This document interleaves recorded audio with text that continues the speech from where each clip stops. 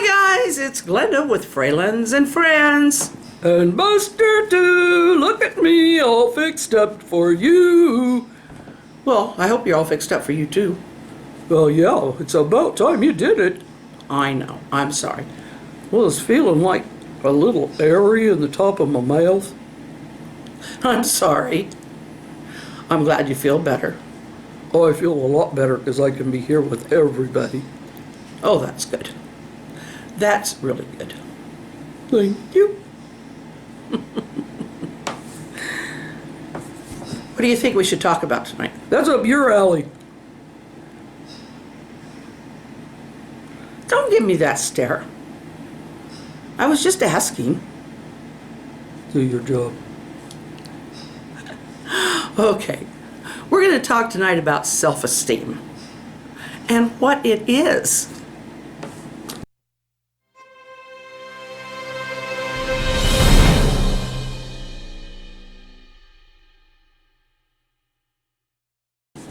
So Buster, what do you think self-esteem is? I think I heard you say something about how I feel about myself. Yeah, so how have you felt about yourself? Well, lately, not great. I mean, I had an owie. I couldn't really talk much. Rosie did all the talking. She was kind of better off than me. Better off? So she's not a better dog, is she? No, she's not a better dog. She's just better off because she could talk and I couldn't. Well, you could. It was just hard. Yeah, your finger kept going through my head. That's true. But you were still a good pup, right? Well, yeah, I hope so. I looked up the dictionary definition, but there's so many different definitions of what self-esteem is. And I think we can stick with self-worth, self-confidence, and they're all concepts. There's no solid matter you can hold on to, as with a lot of things. It's an idea, and it's a concept, and those are much harder to grasp. I could say, this is my Scentsy warmer. I can't say, here, I'm holding my self-esteem in my hand. It just doesn't work. So what we need to do is define it for ourselves. And I think self-worth and all that is, I think those are great. But even those, what are they? I think we need to have a balance. We don't want to consider ourselves as better than others, as having more right to love and just feeling good about ourselves than anyone else. If you're in a higher socioeconomic group, or you are in touch with a higher socioeconomic group than I am, that does not make you have more self-worth. It doesn't make you a more worthy person. It doesn't make you more adept at life. And being intelligent, it's good to have intelligence, but having a 250 IQ, which I don't know if that even exists, does not mean you're better than someone that's got a 98.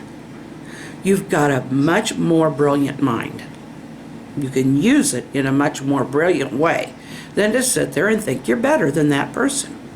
What you can do is help the person with 98 IQ.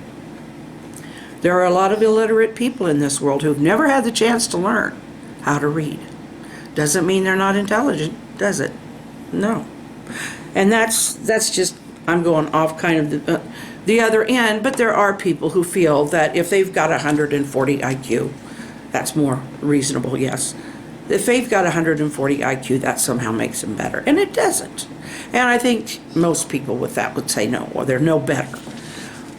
Self-worth should not be gauged by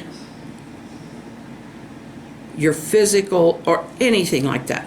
Self-worth should be gauged on the person in here, the person in here, and that you can feel that you have worth. You have value no matter what. We do devalue people. And a lot of times we devalue ourselves. And that isn't a good thing to do. We need to value ourselves. So if we need to increase our self-value, I'm not talking monetarily or anything else. I'm talking about how good we are as far as, are we better than somebody? No. We may have a better outlook. We might have more ability in one area than somebody else. That doesn't make us a better person. But we do need to realize, no matter what, and I want to turn this to the positive now, we do have value, and we don't need to sit and I used to think I wasn't worth being talked to. Now, where do these things come from? I mean, I felt bad when people didn't talk to me, and sooner or later I would spout about it. I was the one holding myself back and not participating a lot of the time, but it was because of a lot of factors that go into our lives. And these are where maybe we can touch on these to get some kind of handle on how we value ourselves and why we maybe have problems in some areas and do well for ourselves in others. So, for one thing, having a sense of pride is not a bad thing. A sense of pride in your work, a sense of pride in yourself, in taking care of yourself, that kind of thing, that's good. Okay, guilt. Guilt can kill self-esteem. If you're not being healthy, or if you've done something and you haven't done something about it to clear it up, then that can really weigh on your self-worth, on your own value. For instance, I divorced my first husband. Now, when I was growing up, that just didn't happen. You just didn't get a divorce. It just made me feel guilty for a long time, and I really beat myself up. The fact that he was not a good husband, we were both just way too young. It took a long time for me to forgive myself for that. But then I met the most wonderful man. And I realized, because I'd been praying about it, this is who God sent for me. Other people.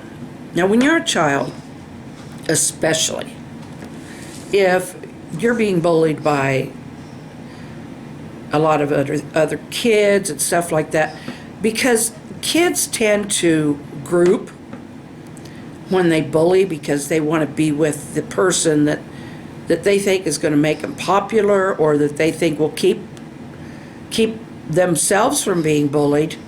Then they'll all kind of group together and pick on the one who's easily picked on. And I was kind of one of those. This is a topic that's not so easily defined, except within yourself. Because where you need to be self-confident is in who you are as a person. And it doesn't matter what your physical abilities are, what your age is, what your social class is, or what your intellectual quotient is. You have value, and you have a right to feel that good value about yourself. And that, to me, is where self-esteem comes in, or self-worth. In the comments below, what do you feel your own self-worth is? What do you feel your self-esteem is based on? My self-esteem is based on the fact that I'm a person,